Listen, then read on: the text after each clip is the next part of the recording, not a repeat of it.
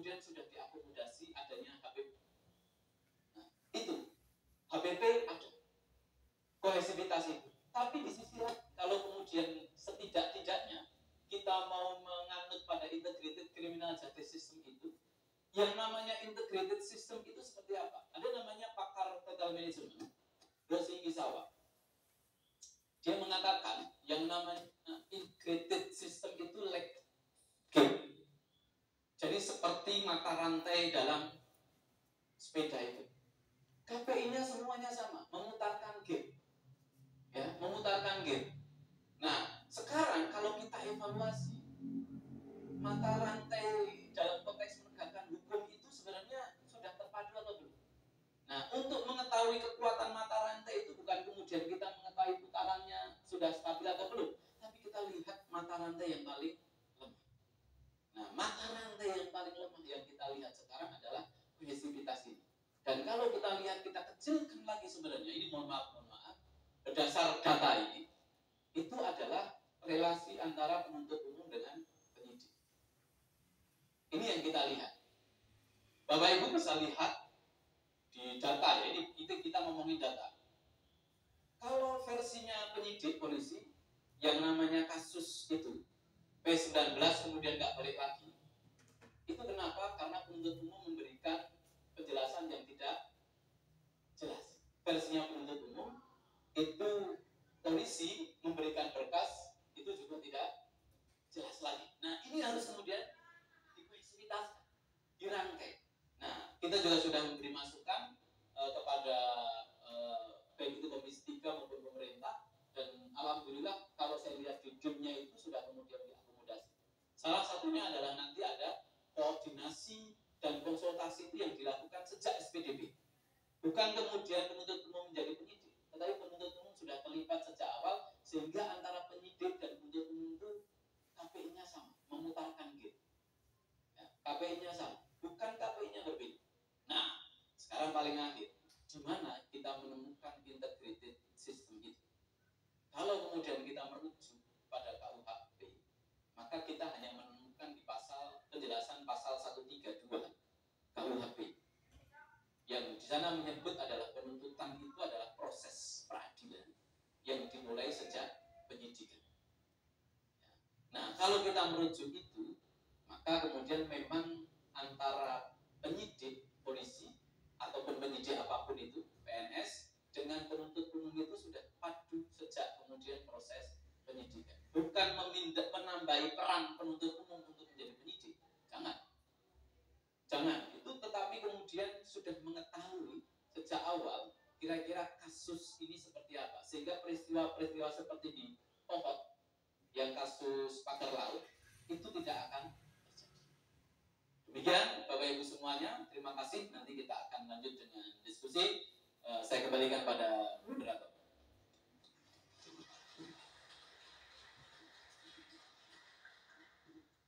Kita bertepuk tangan sekali lagi kepada Bapak Ketua Komisi Kejaksaan Republik Indonesia, Dr. Bujana Suwandi, SMA, yang telah memaparkan materi tentang bagaimana perlunya penyelarasan antara KUHP baru dengan UHAP. Jadi tentunya harusnya materi sama formil itu harus berjalan bersama-sama ya. Selanjutnya kita akan masuk dalam materi yang kedua yang akan dipaparkan oleh Guru Besar Ilmu Hukum Fakultas Ilmu Sosial dan Hukum Universitas Negeri Manado, Profesor RNC Penonor SH MH MSI, dengan materi prinsip filosofis hukum acara pidana dan penegakan hukum. Perlu diketahui bahwa RNC merupakan mantan pembantu rektor bidang 2 periode 2012 hingga tahun 2016. Selanjutnya pada saat ini merupakan ketua forum profesor Universitas Negeri Manado. Pak Lama dipersilakan.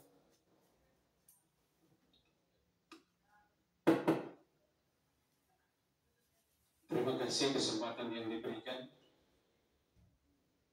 Yang saya hormati Bapak Ketua Komisi Indonesia, Profesor Suciolus, ketidakselarasan dalam tanda kutip mungkin gap antara penegak hukum. Saya sebut saja mungkin dari pihak kejaksaan dan pihak kepolisian di dalam menjalankan fungsi mereka masing-masing. Lalu saya perlu ingatkan pula bahwa sebetulnya filosofi daripada Kuhap itu perlu kita terus ingatkan, terkadang kita lupa. Ya, saya juga di mahasiswa itu selalu kita ingatkan bahwa filosofi Kuhap itu kan bukan memeriksa seorang yang melakukan tindak pidana, bukan memproses seseorang yang melakukan tindak pidana, tetapi justru filosofi hukum acara pidana itu adalah untuk melindungi individu dari kesewenang-wenangan aparatur negara. Nah, ini filosofi yang terus kita pegang, sehingga nilai-nilai filosofi itu harus terjabarkan, tercerminkan di dalam materi rancangan undang-undang itu. Karena itu yang akan nanti nilai-nilai pengontrol. Lalu saya tertarik tadi Pak Ketua Komisi sudah menyinggung sedikit salah satu asas dalam penyusunan Kuhap ya, lex scripta. Nah, ada beberapa asas yang kalau saya tidak salah ingat, ada asas legalitas bahwa setiap tindak pidana itu harus dituntut. Kemudian ada asas diferensiasi fungsional. Nah, yang sudah disebut juga tadi. Dan ini memang menarik. Kalau saya melihat dalam kerangka rancangan undang-undang itu ada problem di sana. Ada. Dan sangat eksplisit saya lihat di dalam rumusan rancangan Kuhap itu. Ya. Kemudian ada lex scripta tadi. Jadi tadi diferensi fungsional bahwa setiap aparat penegak hukum itu mereka memiliki tugas sendiri-sendiri yang terpisah satu sama lain. Nah, tapi terkadang tugas mereka yang masing-masing tersendiri terpisah itu ada dimensi praktis yang ternyata harus memerlukan pemikiran untuk bisa saling berkoordinasi seperti yang disampaikan oleh Pak Komisi tadi. Lalu kemudian asas yang lain yang harus terlihat di dalam rancangan undang-undang itu adalah adanya asas lex scripta tadi. Jadi apapun yang akan dikerjakan oleh aparat negara itu harus tertulis. Ini kan bermaksud agar supaya nanti para penegak hukum itu punya dasar, ada kepastian hukum, tidak berdasarkan dari perspektif dia sebagai alat negara. Gitu. Kemudian ada asas yang lain juga namanya lex stricta. Ya, perancang itu harus dioperasi secara ketat. Ini konsekuensinya artinya kalau dengan asas ini bahwa setiap penegak hukum itu harus interpretasi itu secara ketat. Konsekuensinya bahwa para penegak hukum itu, aparat APH itu tidak bisa menafsirkan sesuai dengan apa yang tertulis. Ini kira-kira yang harus menjadi roh, menjadi spirit, menjiwai dari setiap muatan materi di dalam rancangan undang-undang itu. Nah, berdasarkan dari filosofi yang saya sudah kemukakan dan ada beberapa asas yang saya singgung sedikit, maka sebetulnya dari 4 asas itu ya asas ketiga yang keempat lex scripta dan lex stricta itu harus dipahami bahwa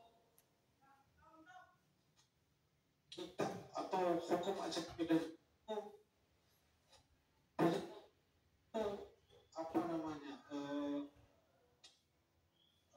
mengesampingkan atau mengabaikan hak asasi manusia. Tapi itu karakter untuk dua asas itu. Nah, kemudian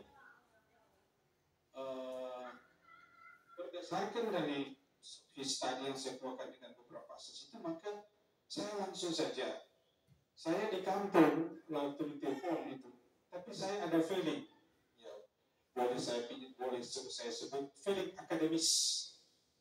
Ya. Saya membaca-baca rancangan kedua, ya, kalau saya tidak salah, ya, pasal 12 ayat 11. Jadi kita langsung ke poin aja, karena saya penangkap ada di situ. Nah, kalau mungkin saya bilang itu, ada seksinya di situ. Pasal 12 ayat 11 itu, yang saya kutip ini di rancangan itu. Jika penyidik dalam jangka waktu 14 hari setelah menerima permintaan untuk mulai melakukan penyidikan dari penuntut umum, sebagaimana dimaksudkan pada ayat 9,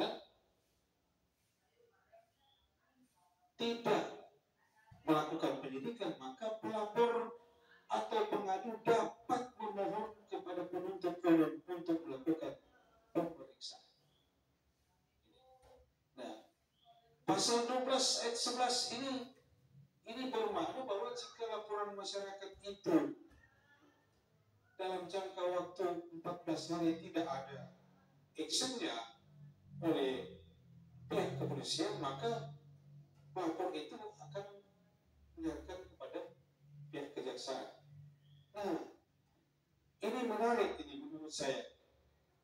Ada fakta empiris yang memang sepanjang yang saya tahu, karena pasti bapak-bapak ini pihak kejaksaan lebih banyak tahu, karena sudah merupakan tugas sehari-hari, ada dimensi praktis yang secara akademis kita di kampus belum menjangkau ke sana.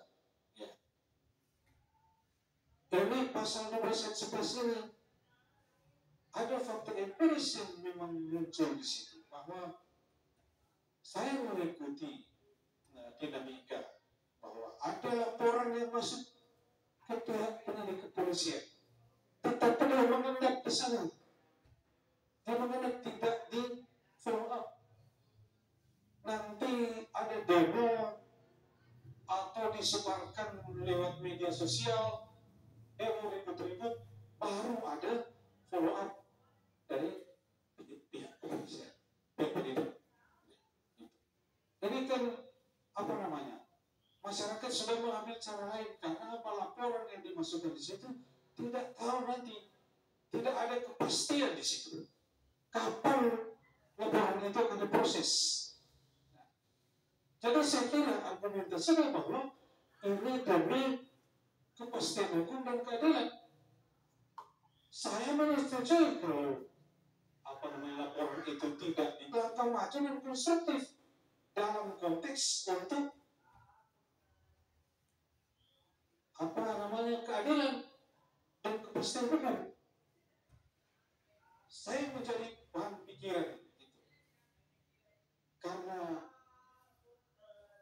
masyarakat sampai viralkan, kenapa kasus ini tidak, laporan ini tidak diproses, diviralkan begitu, sehingga muncul istilah no justice no viral. Kalau tidak diviralkan, dia tidak direspons. Gitu. Jadi saya kira situasi-situasi seperti itu, atau gerak maju para pemikir perancang undang-undang ini perlu kita respons dengan dasar bahwa demi kepastian hukum dan keadilan tidak apa-apa. Bahkan itu langkah maju yang perlu mungkin kita lagi ingat, bahwa ketika kita membahas rancangan undang, tidak lagi mengutak-atik KUHP yang lama, dalam arti kalau memang ada norma di KUHP lama itu yang sudah tidak perlu diadopsi di dalam KUHP baru, ya itu ditinggalkan saja. saya mau ingin menekankan bahwa saya merespons positif kalau penuntut umum hadir. Kemudian pasal, saya mencatatnya adalah pasal 111 ayat 2 itu. Rumusan di situ mengatakan bahwa permohonan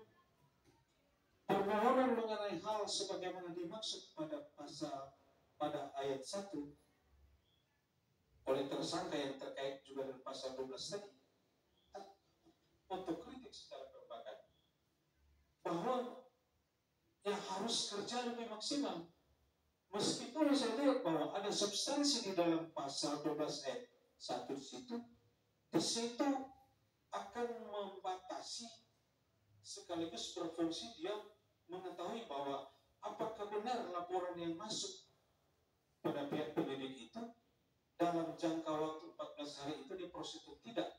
Kalau tidak diproses, harus terjunkan kepada penuntut umum. Ada kata dapat di sana. Kata dapat di situ dapat memohon kepada penuntut umum untuk melakukan pemeriksaan dan penuntutan. Makna kata dapat di sini ini berarti bahwa ketika laporan itu masuk dan tidak ditanggapi oleh pihak penyidik, maka pihak kejaksaan bisa ambil alih. Nanti ada kebijakan-kebijakan internal terkoordinasi sehingga orang Manado bilang pihak kejaksaan bukan kurang betul-betul supaya 14 hari tidak diperiksa, tidak lanjuti agar supaya laporan itu masuk ke kita. Tidak kan seperti itu. Nah, memang ada suara-suara yang saya dengar, bukan suara tapi ada tulisan-tulisan, kritikan-kritikan.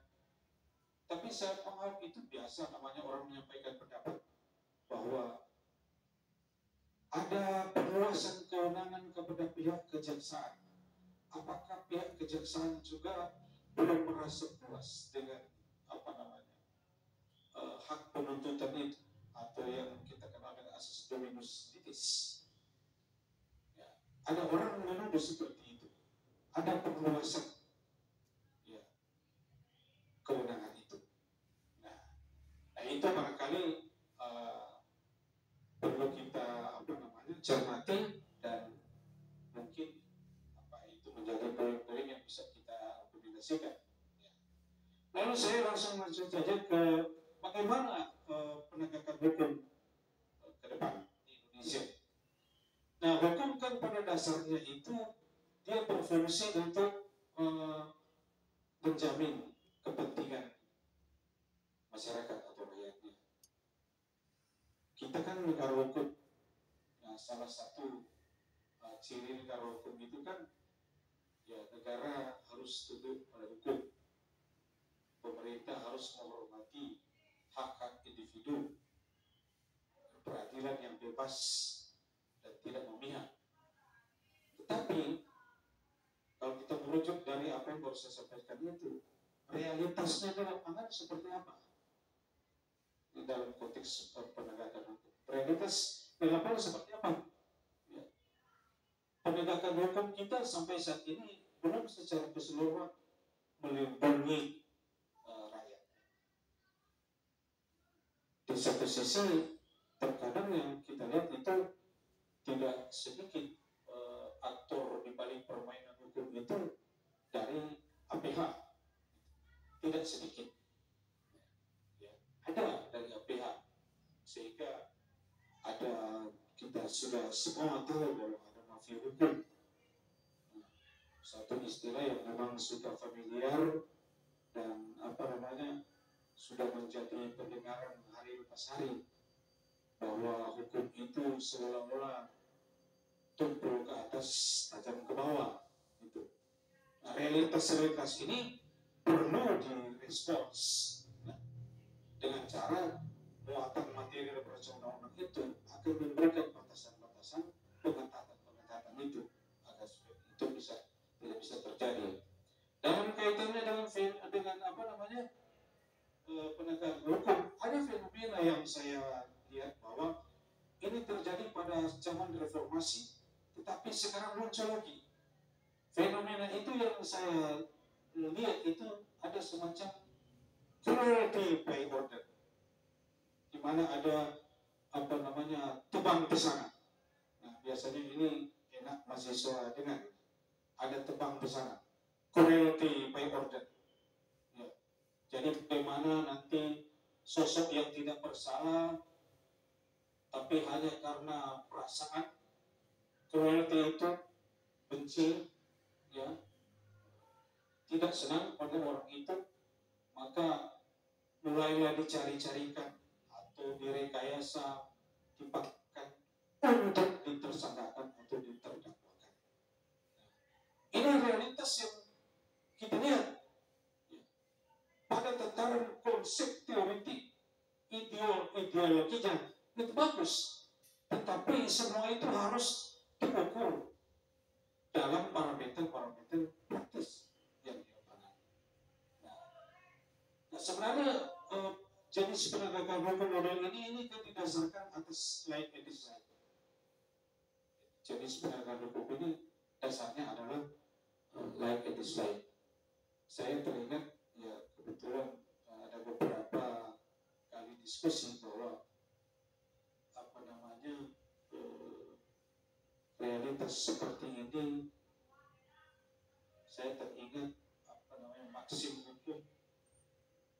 Dalam maksim hukum itu kita mengenal istilah lege habetur instrumento criminis. Jadi apa namanya, hukum itu digunakan sebagai alat untuk kejahatan. Realitas ini yang memang perlu kita lebih cermati dan lebih kita kritisi. Dampaknya nanti ketika ini sudah dilakukan. Sedikit lagi, problem itu. Ya.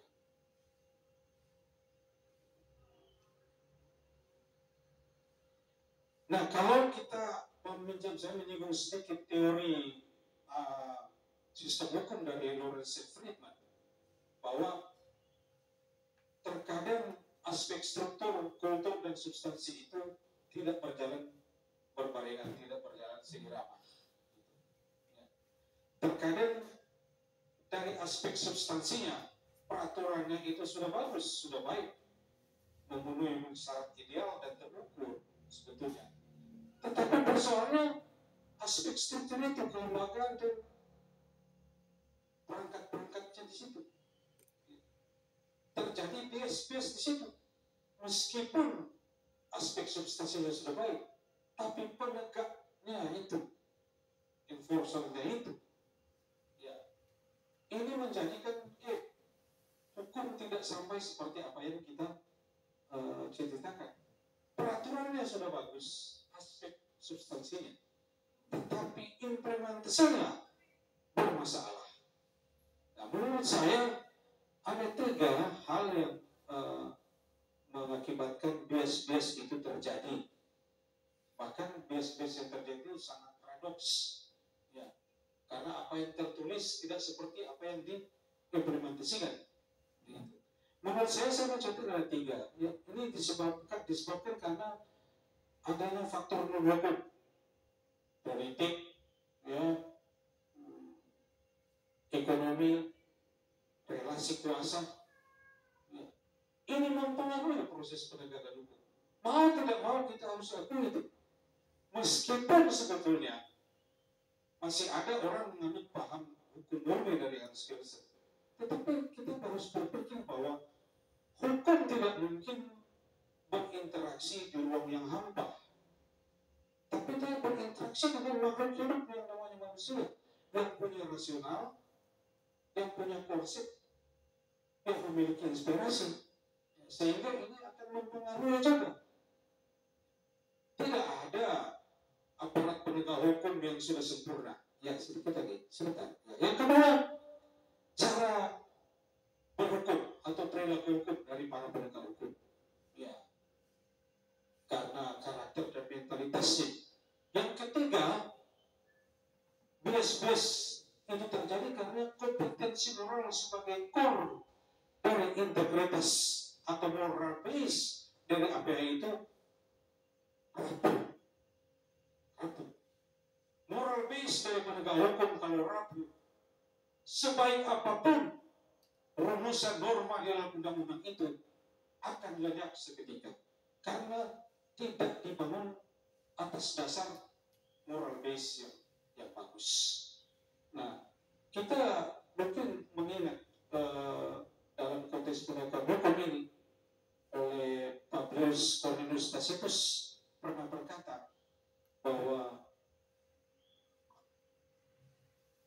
tidak mungkin ada hukum kalau tidak ada moral. Quid leges semoribus. Jadi betapa pentingnya moral dalam konteks penegakan hukum. Bahkan ada ungkapan bagaimana seorang penegak hukum itu memberantas korupsi kalau dia sendiri pelaku korupsi. Tidak mungkin sapu yang kotor dapat membersihkan lantai yang kotor. Itu tidak mungkin. Dan saya kira yang lebih menarik di bangsa kita sekarang ini adalah masalah penegakan hukum. Karena dari apa yang ditulis tidak sesuai dengan apa yang dilakukan. Nah, kemudian saya akhiri juga dengan apa yang saya kutip dari seorang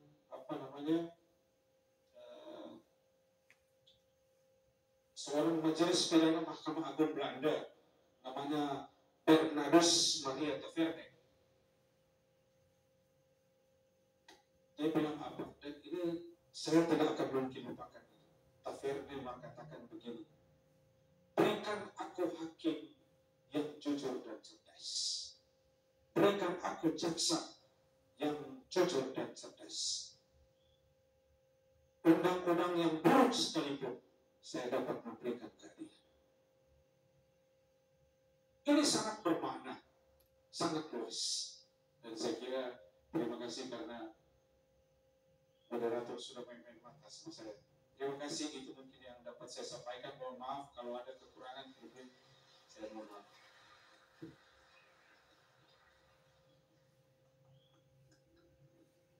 Berikan tepuk tangan yang meriah kepada materi kedua Prof. Dr. Aden Siti Nomor SHMH yang telah memaparkan tentang filosofi KUHP. Salah satu itu filosofi itu untuk melindungi individu dalam sistem peradilan. Sebenarnya begitu juga dengan yang lagi ini no final no justice di sistem peradilan. KUHP yang baru harus selaras dan sejalan dengan nilai-nilai keadilan. Saatnya untuk materi yang ketiga, yaitu yang akan dibawakan oleh Yang Mulia Ketua Pengadilan Tinggi Manado, Yang Mulia Amin Sutikno, SHMH, untuk sekarang saja Yang Mulia sebelumnya merupakan Ketua Negeri Surakarta, selanjutnya Hakim Tinggi di Pengadilan Tinggi Palembang, Wakil Ketua PT Pengadilan Tinggi Maluku Utara, selanjutnya Wakil Ketua Pengadilan Tinggi Bengkulu, selanjutnya Wakil Ketua Pengadilan Tinggi Jambi, selanjutnya Wakil Ketua Pengadilan Tinggi Jayapura, Papua, dan pada Januari tahun 2025 akan angkat menjadi Ketua Pengadilan Tinggi Manado, yang akan membahas tentang pembaruan KUHP di persidangan. Terima kasih moderator, Bapak narasumber, Bapak hadirin semua peserta seminar yang berbahagia. Ini ide yang bagus sekali. Kami diundang untuk menghadiri seminar di kampus. Biasanya kami dengan Pak Jaksa ini tiap hari melihat berkas saja dan terdakwa. Tapi kali ini kita ganti pemandangan. Kita bisa melihat ibu dosen dan juga mahasiswi yang cantik-cantik. Di kantor hanya melihat terdakwa saja, Pak, sering-sering. Terima kasih. Dan di pagi hari ini juga kita hadir kolega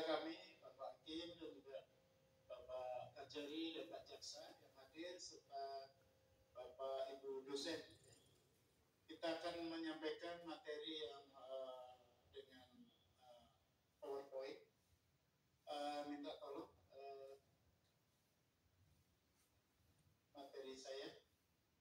Kami beri judul RUU KUHP ini dan penegakan hukum di Indonesia. Kita lanjut.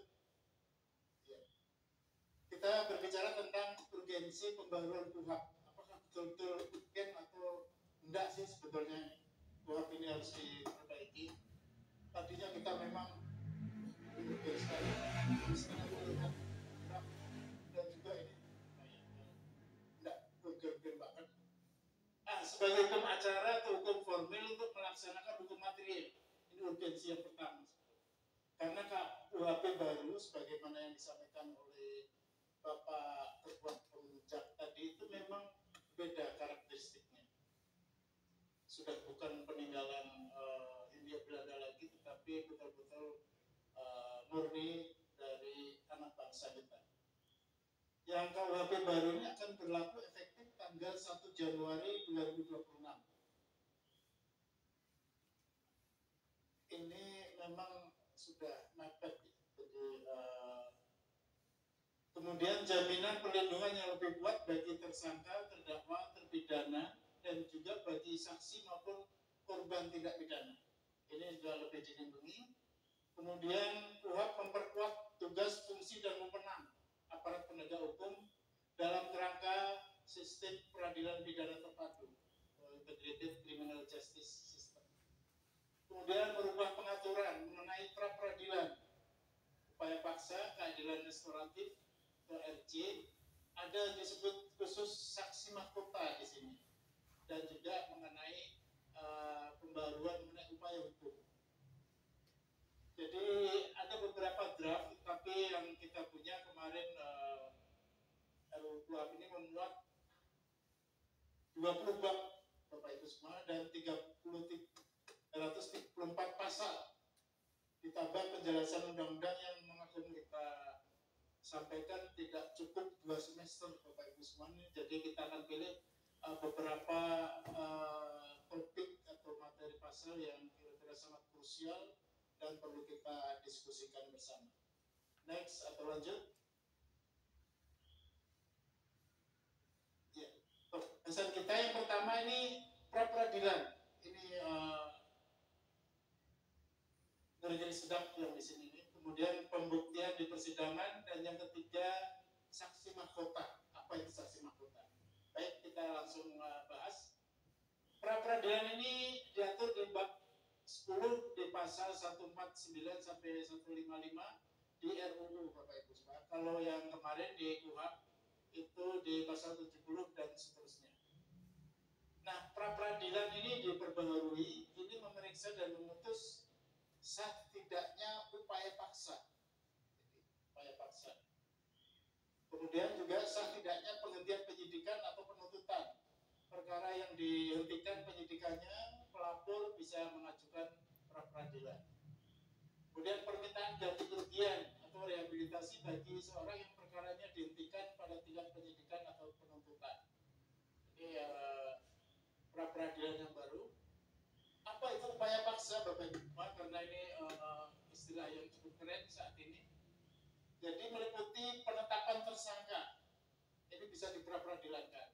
Penangkapan, penahanan, penggeledahan, penyitaan, penyadapan, pemeriksaan surat, dan larangan keluar wilayah Indonesia atau dicekal, itu juga bisa di pra peradilankan.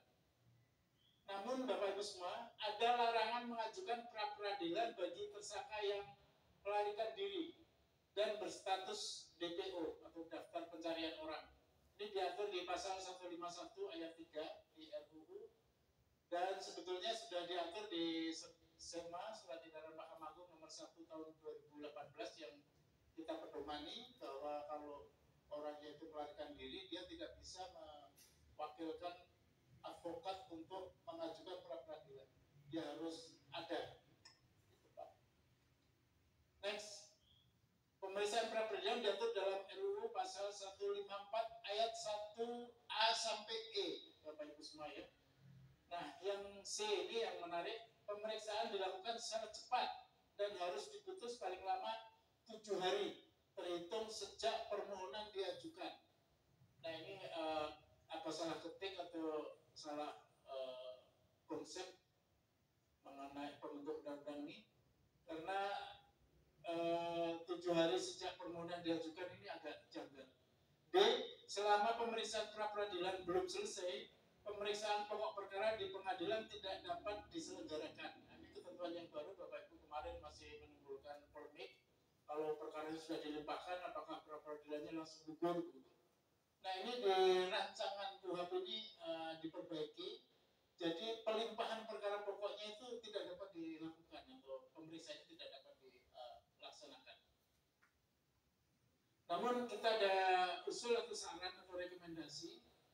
Sebenarnya jangka waktu 7 hari terhitung sejak permulaan diajukan adalah terlalu singkat. Harusnya terhitung sejak pemeriksaan sidang pertama. Karena kalau perkara dilimpahkan kita harus memanggil termohon, itu lama Pak. Itu nanti habis waktunya. Sementara kita hanya punya waktu 7 hari. Mengingat acaranya cepat,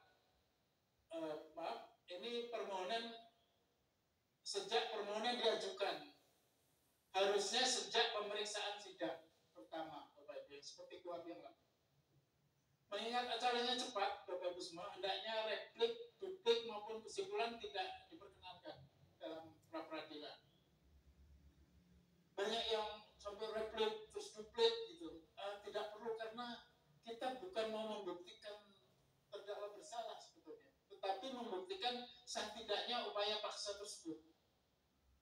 Ini harus dibedakan dan kelihatannya di KUHP nanti itu dicampur adukan itu, nanti akan kita tunjukkan.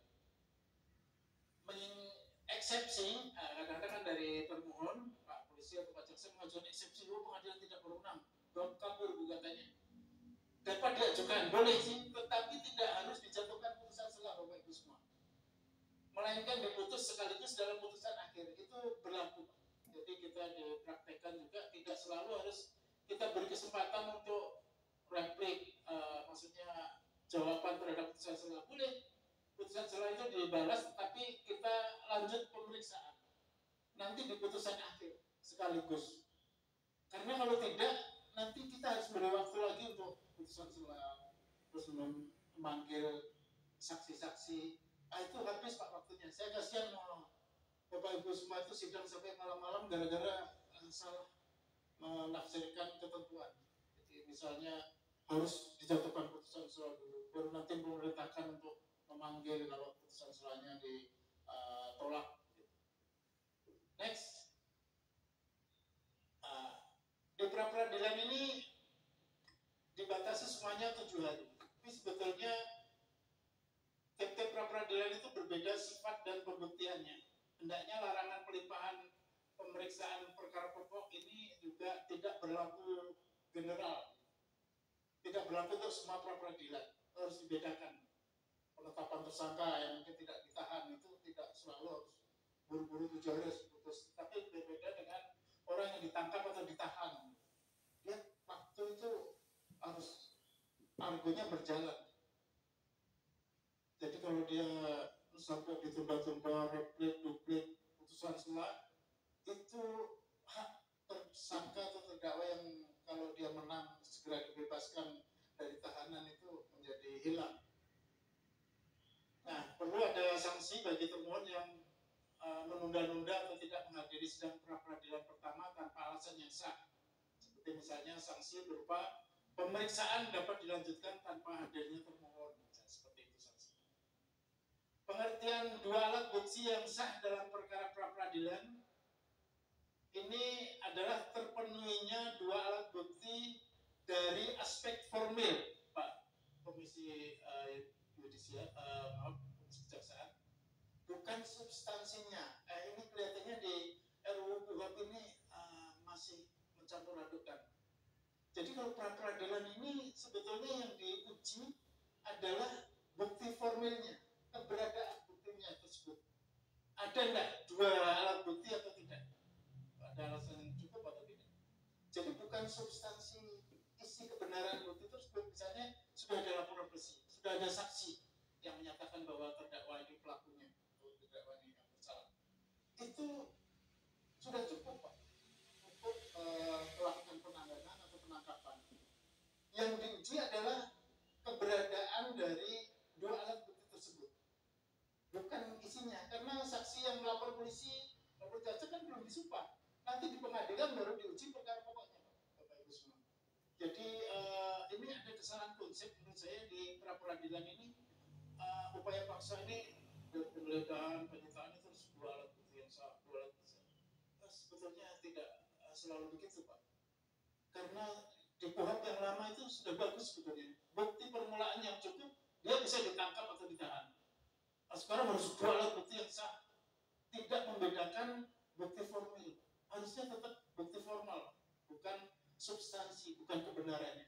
Ini asas yang berlaku universal Pak. Kita melihat juga di peradilan di negara lain, kalau ada pra peradilan dia tidak mengejar substansinya, tidak menyangkut aspek substansinya.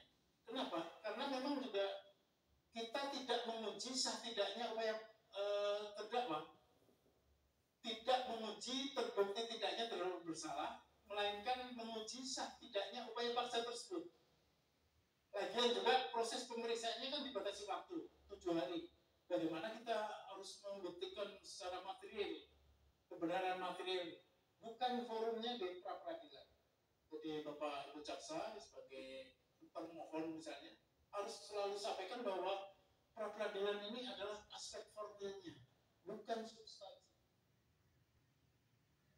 Ini juga sudah dianut di kita di Perma nomor 4 2016. Sayangnya di RUU tidak dicantumkan. Harusnya dicantumkan karena ini sangat fundamental. Next. Nah, ada kabar baik ini. Dari tadi kabar buruk terus ya Bapak kita. Nah, meskipun ada kritik bahwa tentang pra peradilan ini, upaya paksa yang telah mendapatkan izin dari Ketua Pengadilan Negeri tidak termasuk objek pra peradilan. Nah ini, jadi misalnya izin penyitaan, izin penggeledahan sudah didapat izin dari Ketua Pengadilan Negeri, sudah dapat penetapannya, itu bukan objek pra peradilan lagi di RUU. Tidak tahu nanti apakah pembahasannya seperti apa. Tetapi ini ada di penjelasan. Kenapa tidak dimasukkan sekaligus di batang tubuh, bukan dalam penjelasan? Di pasal penjelasan pasal 149 ayat 1 disebutkan begitu. Jadi kalau sudah ada formalitas izin penetapan Ketua Pengadilan Negeri, dia tidak lagi menjadi objek pra peradilan. Ini kabar baiknya. Namun sesungguhnya tidak semua upaya paksa ini memerlukan izin atau